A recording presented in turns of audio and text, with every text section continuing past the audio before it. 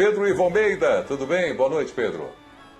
Boa noite, Preto, a você, aos companheiros, ao fã de esporte. Surpreendente também é a palavra para a vitória do Flamengo. Não por esse time não ter a capacidade de fazer 4-0, pelo contrário, esse grupo tem, mas por construir um 4-0 diferente da maneira que está habituado. Sempre um Henrique Arrascaeta, um lesionado e outro parece que sentiu uma fadiga, e também por opção tática do Renato para a segunda etapa, com um homem a menos, tendo menos posse, finalizando menos, trocando menos passes e construindo um placar que parecia inimaginável ali no intervalo.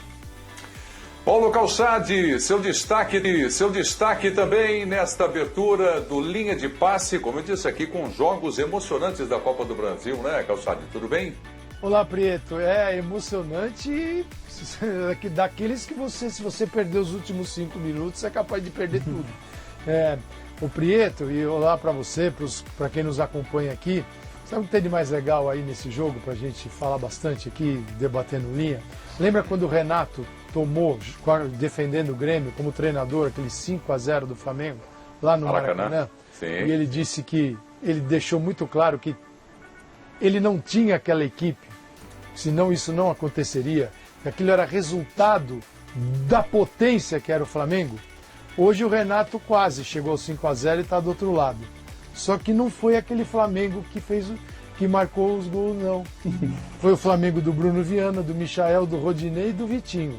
Não foi do Gabigol, do Arrascaeta, do Bruno Henrique, do Diego. Tem muita coisa para falar aqui, Preto. Coisas do futebol. Pois é, e o Renato seria muito cobrado, né? Depois desse jogo contra a equipe do Grêmio. Primeiro tempo foi uma história, segundo tempo uma história completamente diferente. Vai ficar aqui para o Jean Oddi, para o Calçade, para o Pedro falarem a respeito do que deve ter acontecido no vestiário para o Renato mudar completamente o Flamengo para o segundo tempo. E o Birner também, evidentemente, só que o Birner vai chegar ainda com o destaque dele. Tudo bem, Birner? Prazer te ver, boa noite. Prazer é meu, Prieto. Boa noite a você, boa noite aos colegas, aos fãs e às fãs do esporte. Eu vou emendar meu destaque no destaque do Jean.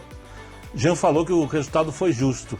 O futebol é um esporte de muita contradição e justiça. Trazendo destaques. Vamos começar falando, nós vamos falar de tudo, mas vamos começar com esse resultado com o Flamengo. Eu não vou falar surpreendente, né? Porque nós conhecemos bem o time do Flamengo. Agora, o que pode ter acontecido no vestiário para o Flamengo voltar arrasador do segundo tempo, hein, Jean?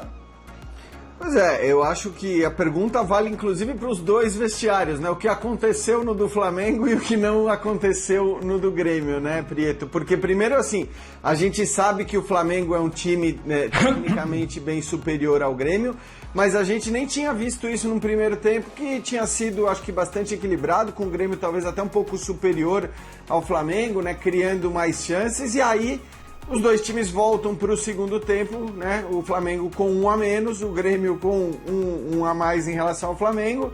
E a gente vê um Flamengo completamente dominante, completamente superior ao Grêmio durante o segundo tempo inteiro, né? Porque para mim, nem nos momentos em que o Grêmio conseguiu levar algum perigo, a gente podia dizer que o Grêmio estava melhor. O Flamengo continuava levando muito perigo nos contra-ataques, então acho que foi bem o Renato, e vi muita gente criticando no intervalo as escolhas do Renato, né? Porque acabou deixando o Michael em campo e tirando o Arrascaeta, mas para mim era meio que óbvia essa substituição. Por quê? Porque primeiro que o Michael tinha 5 minutos de jogo em campo, né? Nas pernas.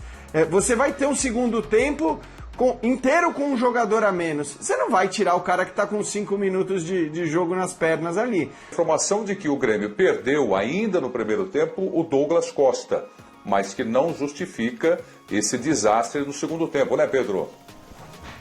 Exatamente, Preto. É relevante lembrarmos que o Grêmio perdeu o Douglas Costa, mas ainda assim me assusta. A gente vai falar muito do Flamengo, mas rapidinho passando no Grêmio, porque tinha um adversário do outro lado que talvez a gente pudesse esperar minimamente um pouco a mais. Me assustou no segundo tempo, quando então com um a mais e o Grêmio tinha que ter a bola e talvez tivesse que assumir um controle com a bola do jogo, a ineficiência, a incapacidade de girar, de criar, de ter alguma coisa a apresentar. Quando eu falei no início a minha participação, no meu destaque, que o Grêmio finalizou mais, ele tentou finalizar mais. Se eu não me engano, foram 16 ou 17 chutes, mais um na direção do gol. Então é muito pouco, me assustou essa incapacidade. Acho que é preciso pensar, preciso refletir. E o Calçade, falando agora sobre o Flamengo, o Calçade toca num ponto muito interessante, né? Se a gente vem aqui para um debate antes, aqueles nossos palpites e tal, alguém coloca 4-0 pro Flamengo, ou alguém vira e fala, vai ser 4-0 pro Flamengo, a gente poderia pensar, é um placar plausível diante do que o Flamengo é capaz de fazer com o seu time dito titular e do que o Grêmio não vem fazendo. Só que aí você olha para a ficha técnica, né, Calça? Você cantou aí Michael, Vitinho, Rodinei, Bruno Viana, um questionado Bruno Viana, que inclusive não vinha tão bem no primeiro tempo, que explica como mudou tudo. Acho que a situação, acho que o grande lance, você perguntava como a gente poderia explicar, acho que é um lance de ocupação de espaços. O Grêmio ocupou bem os espaços e tirou o controle de um Flamengo que queria ter a bola no início. No segundo tempo, o Grêmio não soube ocupar os espaços. O Flamengo, mesmo com um homem a menos, ocupou melhor os espaços. Então, por isso que com um homem a menos ele conseguiu jogar melhor. A ocupação de espaço foi melhor. Ele tira qualquer tentativa do Grêmio, ele impede esse Grêmio de criar, como eu falei aqui. Então, acho que talvez isso comece a desenhar o que foi esse jogo.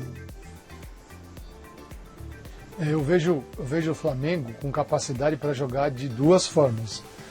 Uma que a gente conhece bem, que é um Flamengo que encontra adversários fechados e ele ocupa o campo do adversário e aí ele traz para tocar a bola, traz para movimentação, gerar o jogo, criar e gerar finalização, que é o que ele tem que fazer.